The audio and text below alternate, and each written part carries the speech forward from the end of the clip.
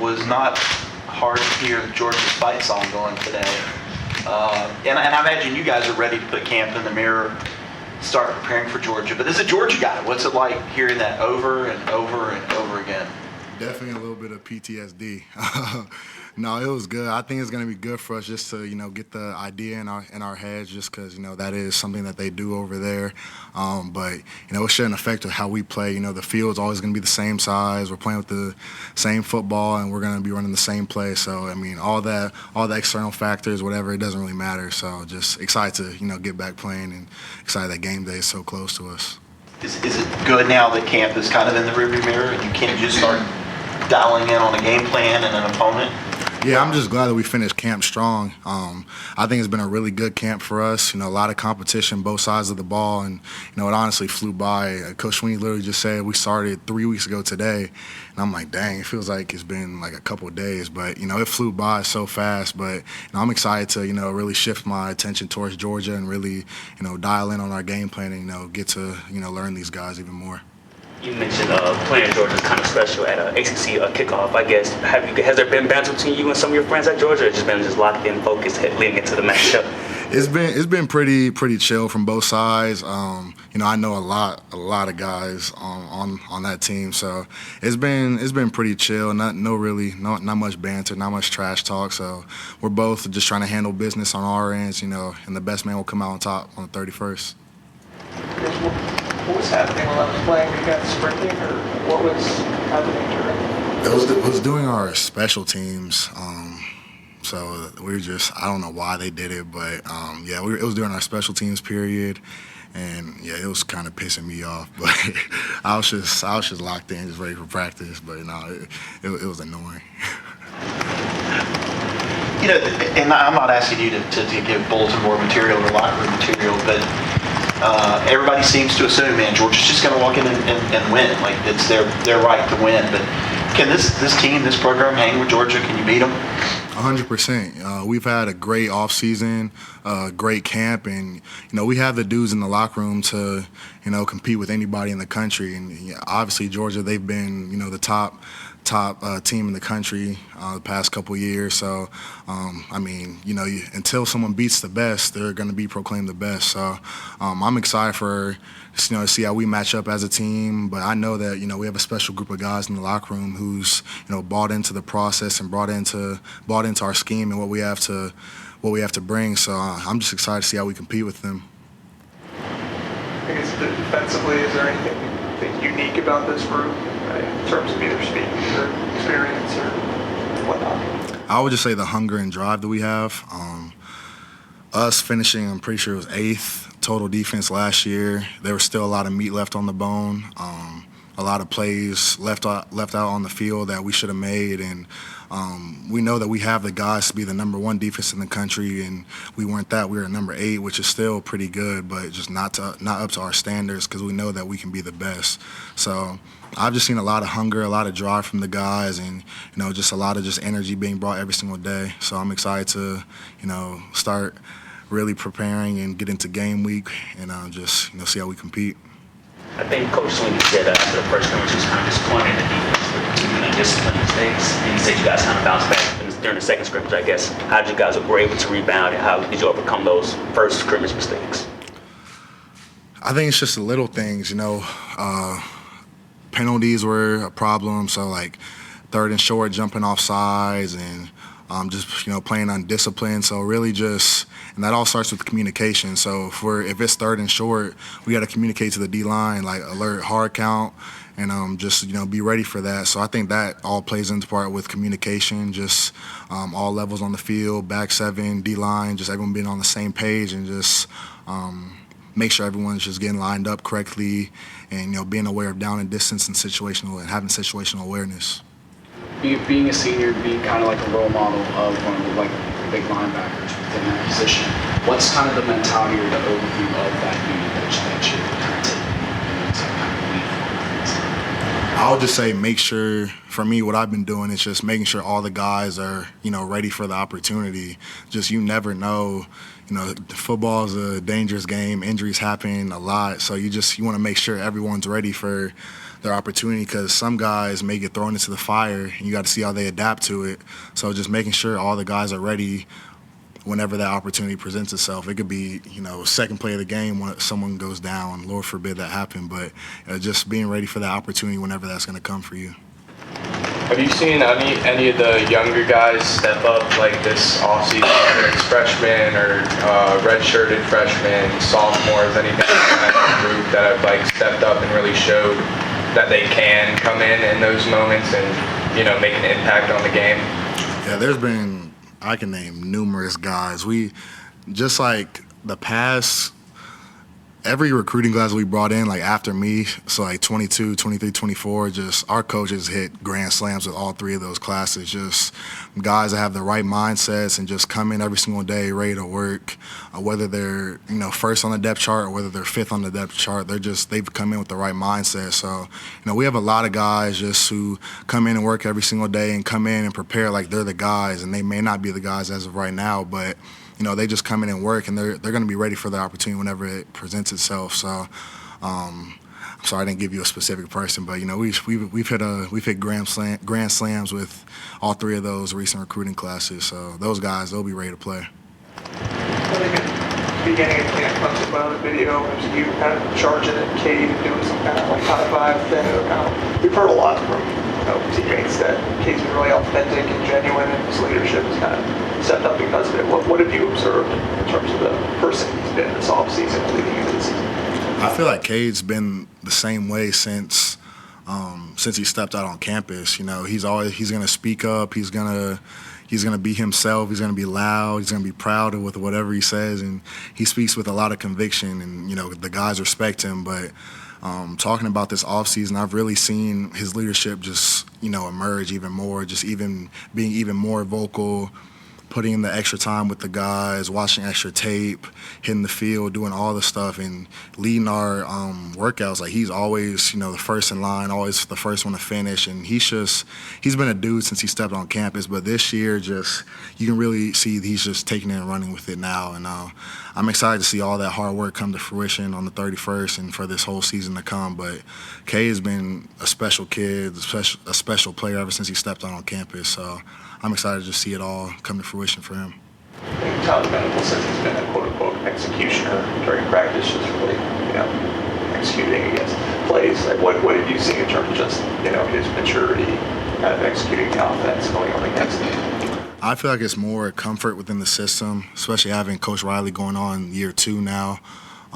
Just really getting a good grasp for that, and then understanding his guys and their tendencies, and our offense, they've done a tremendous job just all across the board, just executing plays as a whole, whatever the play may be. So they've all really stepped up and bought into the process and bought into the playbook of what Coach Riley calls. But it's been really exciting to see for me on the defensive side, and also really annoying because they've been torching us a little bit. But it's definitely been fun just to see them emerge as a group and gain more confidence. I think on the ACC Network yesterday, you mentioned Ashton Hampton, the cornerback, is one of the guys that kind of the young guys kind of stood out, I guess. What have you seen from him from your perspective? He's a competitor. Physically he already looks the part, but he competes. He could be beat by a couple steps, but he has that speed and he has that length to him, and he's a competitor in everything he does, and that's in the run game and that's in the pass game. So I'm excited to see him keep growing and keep getting bigger, stronger, smarter, faster, all the things. But Ashton's really shown that he can help us out, so I'm excited to see him keep growing. Going back to the offense, TJ Partner said the other day, kind of hinted that Garrett Riley has opened up the playbook a little bit more, that the entire bag of tricks maybe is there. Have you seen that, where this offense is more explosive than it was last year? A little bit, yeah. I feel like they're really just executing all the plays they already had better. I don't know if it's anything different that they're doing. I think they're just all more comfortable within the system, and having having Coach Riley for the second year, I think is all just coming together really. But I think they're gaining confidence. Having going into the second year with him, and having most of the starters returning back. So I think that's really just the main thing that's, caused them to be so effective as of right now, just more confidence and more comfort within the system. Who is someone on that offense that's maybe flying under the radar right now that's going to give other defenses troubles? Man. All of them. I think our whole offense is under the radar, and just from what I've seen and what I know they can do, they're gonna shock some people. They're not gonna shock us because we see it every single day of practice, but they're definitely gonna show the world what they can do. Prove themselves right of what they already know they can do. So you're just excited to see what they can do. We've been told by several players that the word for this team this year was finish. And so how is that theme sort of carried throughout fall camp, and how does this team get that going against Georgia? I would say it's carried this team into fall camp and then into Georgia. Just as the game goes on, as practice goes on, we got to get stronger as it goes. So we have to be playoff ready, play one, game one. But as the game goes, as practice goes, we have to get even stronger, even better, even faster. And I think that's what I've been trying to preach to the guys too. Like, it could be period 500 of practice, and it doesn't matter. We have to finish like it's the first play, and just have that same mindset and just same mentality. Like, it doesn't matter what how much time's left. It doesn't matter. We just have to finish. And Coach Sweeney has really emphasized that this whole offseason, just finishing, because that's what we did. We did do that last year, but we didn't do that in most games last year. So I think that's just what I've been trying to preach to the guys as well, just finishing no matter what the circumstances may be, just finishing everything. You kind of mentioned that one of the reasons he likes to go out to Derby is to make it a little bit tougher on everybody. And one of those days was really hot. First of 2 days, things got a little chippy, a little heated at times. But yet you guys pushed through. Is that what makes a team more close-knit, better? And do you remember that practice? I do. That was a good day of practice. It was hot. Everybody was on edge because it was hot. We were hitting. It was a really good day. It was a really good day for our team. But you got to have those days that really can make or break you as a team. And it was, like I said, it was so hot. It was so hot, but it was a really good day. Dudes are flying around, competing, being physical. It was a good day on both sides of the ball. Guys on offense making plays, guys on defense making plays. But it was a really good day, and you got to have those tough days where you want to quit, you want to tap out, but you just got to keep pushing through, and you got to finish. So that was a really good day for us as a team. Is it one of those things where you realized it was a good day at the time, or did you come back and get showered off and get something to eat and go, damn, that was good. This was good for us? Yeah, during the day, I didn't really feel like it was a good day just because it was hot and everyone was just. But after you look back on it, you watch the tape and you see dudes flying around with their heads on fire, hitting people. You see dudes making plays. That's when you realize, like, okay, yeah, it was a good day for us. So. Yeah, definitely didn't feel that during the moment, though. I know we're a little ways away to December, even possibly January, but has it kind of set in for you that this is your last season at Clemson? It has, and it's so it's surreal. And I've really made a promise to myself that every day, regardless of what's on the schedule, regardless of how long the day may be, just soak everything up because this is all I got. This is my last year of eligibility. I graduate in December, so I'm done after this. So I've just tried to, make it a goal that just whatever it is, be positive about it and just soak it all in because you can't go back. So it's special, but I'm excited to just finish the year off with the guys and finish the season off strong. With it being your senior season, what are you most excited about for people to see this team? The hunger that we have. Tired of the disrespect, tired of,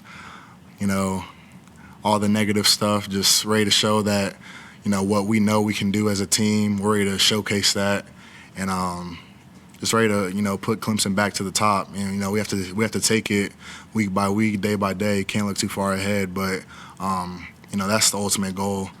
Just, be back on top of the mountain, but we can't look too far ahead. Just got to live in the moment, be where our feet are, and just day by day, week by week, game by game. So that's all we can do right now.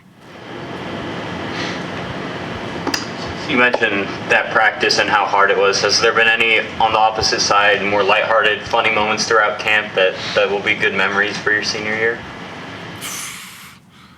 Oh, man. It's been a lot. I would say yesterday in practice, I think we were inside drill, and like, I don't remember even who it was, but I got like, someone like tabletopped me and I got like flipped, and it just looked so goofy and so like, it looked so stupid. Like, I looked so unathletic, but just like little stuff like that, you just watch on film and you'll look back on it years from now and be like, yeah, that was fun at the time. But it's been numerous times that's happened to me or to other guys, but just like little stuff like that, just guys looking stupid, getting flipped around. So I would say stuff like that. Heard a couple times from Coach Sweeney that Keith Adams is just different and unique. As a linebacker that's had to tackle him probably once or twice, like what's different about him? He runs with a lot of anger. So I would say that's the main thing about Keith. And you add his elusiveness to go with it and just his physicality. But, you know, when he runs, he's running to get to the end zone. So that's really encouraging to see from Keith going into his third year now. But, you know, Keith, I think they call him Hammerhead in the locker room. He's physical as can be. So he's definitely, you know, giving us good looks, and, you know, vice versa, us with him. But, you know, Keith, he's going to be really good for us. So I'm excited to see, you know, him keep growing and, you know, him keep running guys over too. So that's been fun to see.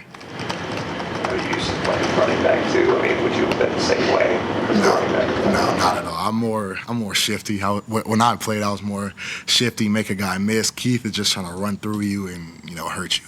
So it's not fun tackling him, but it's getting us better. Russell Barrett. All right, Barrett. Thank you, man. Thank y'all.